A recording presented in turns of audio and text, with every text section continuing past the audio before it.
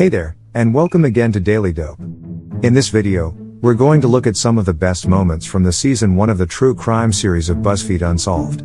I've already completed this for the Supernatural series, whose link would be given in description. You can join me in this journey by subscribing to this channel. So without any further ado, let's get started. Cooper, seated in seat 18C, ordered a bourbon and soda. He seems like a cool dude. I don't think he even ordered the bourbon and soda to calm his nerves. I think No, he he's just probably did it just like, he's a bourbon badass. soda. Now, I'm DB Cooper, I'm a mystery man. Give me a bourbon.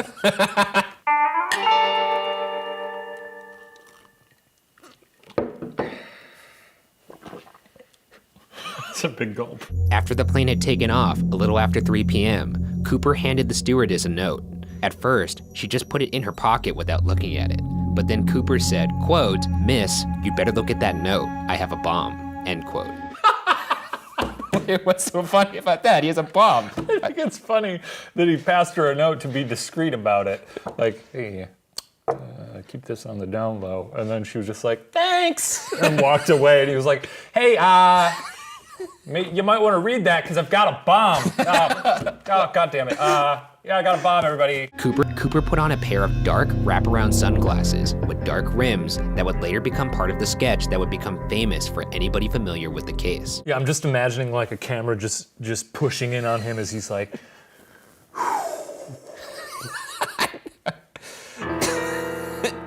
If we were in today's age, this guy would definitely have headphones in playing Spotify playlists of epic soundtracks. he'd have one of those shitty hoverboards. Not an actual hoverboard, but Yeah, he'd be like, or I'll do the job. And he'd take out his wheels, put them down, start moving up and down the aisle. Knapsack, or I'll do the job. A young boy found a rotting package filled with $20 bills that matched the ransom money serial numbers. There was $5,800 in all. The boy found the bills on a beach at Tina Bar while making a campfire with his father. People theorized that when Cooper jumped out, the money possibly fell into the Washougal River before eventually making its way to Tina Bar. That's basically all they've theorized. I'm just imagining him just jumping out and immediately just losing grip of all the bags. Just a man plummeting to earth with a bunch of money flying around him and being like, ah! Is that the initials DB have no actual relevance to the case, and the FBI isn't sure where they came from. It was reportedly a mistake from a wire service that caused him to be called DB Cooper instead of Dan Cooper, which is how he presented himself when buying the plane ticket. DB sounds cooler. It does. Dan just sounds like your neighbor who's like asking to borrow a lawnmower. The physical evidence is the fact that both crimes reportedly occurred while Brigham Young University, where McCoy was a student, was on break. He was a student? In this theory, yes. I was thinking about it in like a cold, hard criminal way. I wasn't thinking like, spring break! That sounds kind of fun. Do you think that's what he yelled when he jumped out the plane? Spring break! He just falls out to his death. Spring break! The second suspect is Dwayne Weber, who claimed to be DB Cooper on his deathbed. His wife, Jo, claims that in the hour of his death, Dwayne pulled her close and said, quote, "I have a secret to tell you. I'm Dan Cooper."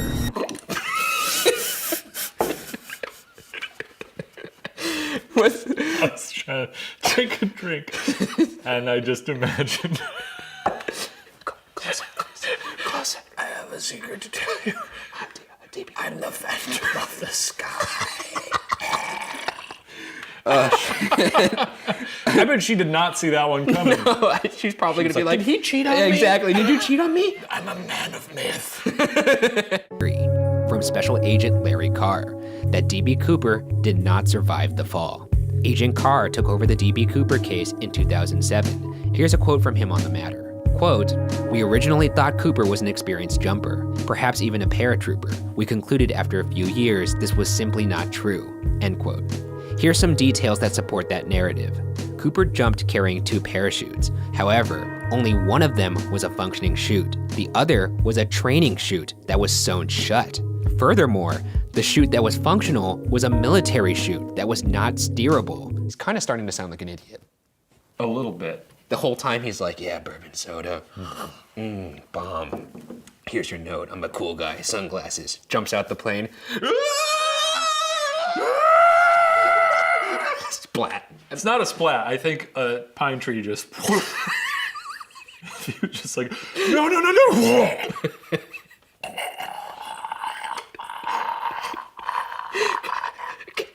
Kill me.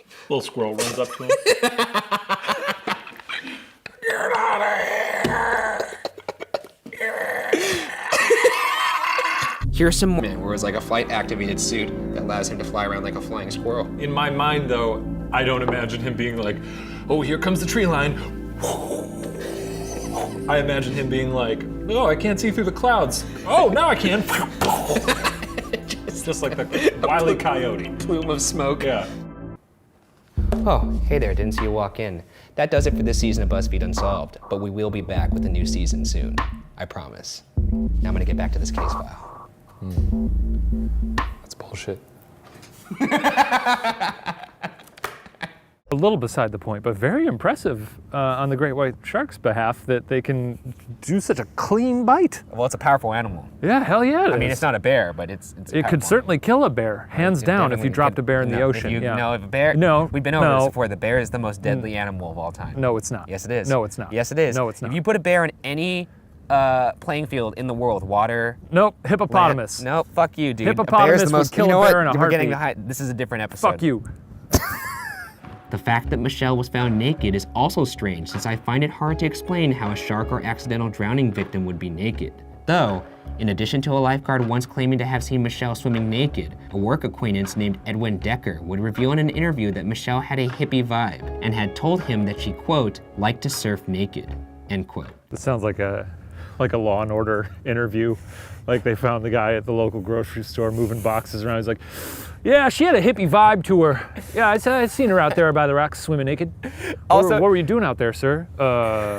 Wait, this guy was a bartender too, so in fact, he's probably the same Law and Order episode. He's cleaning glasses at the cleaning bar. glasses. Yeah, I've seen her before. She used to come here every Thursday. Yeah, that rings a bell or two. That shakes a tambourine. Although there's a total intellectual connection, I felt there was an emotional connection too. At least on my part there was. And we also had a physical connection. I was so bummed when a couple of days went by and she hadn't called. I was about to give up on the idea, end quote. Later, when he found out that Michelle had died in a shark attack, he wrote and eventually published this poem. Quote. Oh, Jesus Christ. Okay. Wait till you hear the poem. Oh, Wait and till he's you- accusing her of she's a real hippie.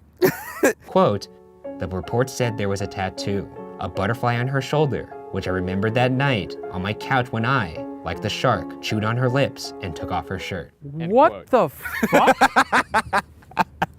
No, shame on him. It's not even a good poem, it's just weird. No, it's very strange. This sounds like something a drunk man would say as he's laying on the sidewalk just babbling. And, I don't like that one bit. like the shark chewed on her lips and took off her shirt. No, the shark was not doing that, sir. The shark is 10 times less creepier than you. But even though the fire department was only located 2.5 miles away from the home, the firefighters bizarrely didn't reach the Sodder house until 8 a.m., 7 hours after the fire began. And by the time they arrived, the house was literally ash. Time to reevaluate your staff there. You really see where your tax money's going there. That's not like, oh boy, we really dropped the ball on that one. That's like firefighters from Florida could have driven up there in In time. their defense, it was Christmas Eve. Oh, it's fine if people die So on like, Christmas they Eve. tried calling.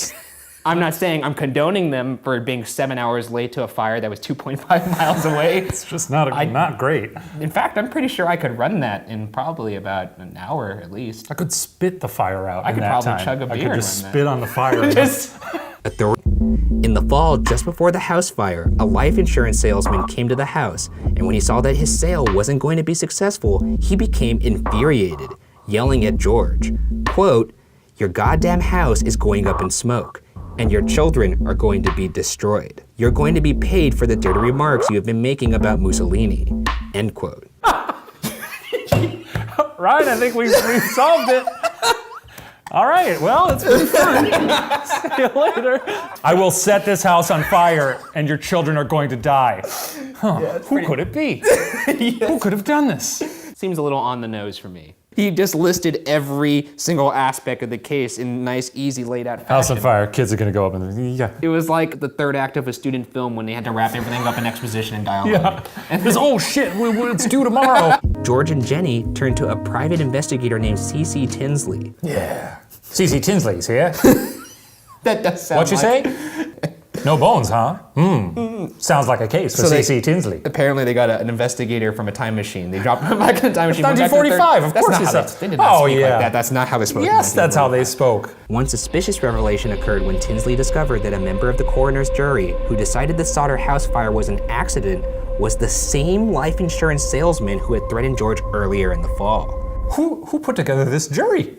The coroner? We're putting together a jury to investigate this crime. Can you wrangle up all the maybe some lunatic salesmen? By the way, is there no police officer that knows how crime works? Like, how did they not interview this life salesman, man? Like, I don't know. Look, I'm telling you, nobody knows how to do their job in this town. It's unbelievable. Like, so you're telling me he screamed in your face that he's gonna murder your family? Interesting. Sounds like a good dude to me. I don't know what you're talking about. Let's put him on that jury. Another interesting find occurred when Tinsley interviewed townspeople about the fire. Tinsley heard a rumor from the town minister that the fire chief had been telling people that he'd actually found a heart in the ashes of the Sodder home, and that he'd hidden it in a dynamite box and buried it where the home once stood. Why does the minister tell rumors? Tinsley persuaded the fire chief to show him where it was buried, but once dug up, the heart was actually beef liver and had never been in a fire. Oh, darn it, I accidentally... That's my darn sandwich. No wonder that sandwich tasted so bad the other day. I mixed them up. Why? Something's going on. Someone took those kids. You think they're still alive today? Maybe. Because they're still out there, I think. I believe they're out there. They would have to be, right? If you have a parent who ever told you that they were stolen in a fire and given a wonderful breakfast the next day, let us know. You just... So that was pretty much all about this video. Press the thumbs up button if this video brought a smile on your face. I'm going to upload more for remaining seasons of true crime, so subscribe now to stay with me on this journey. Also, I've completed this for all of the 6 seasons of Supernatural series, so do consider checking them out. See you soon in another such video. Till then, why not watch these which are on the screen?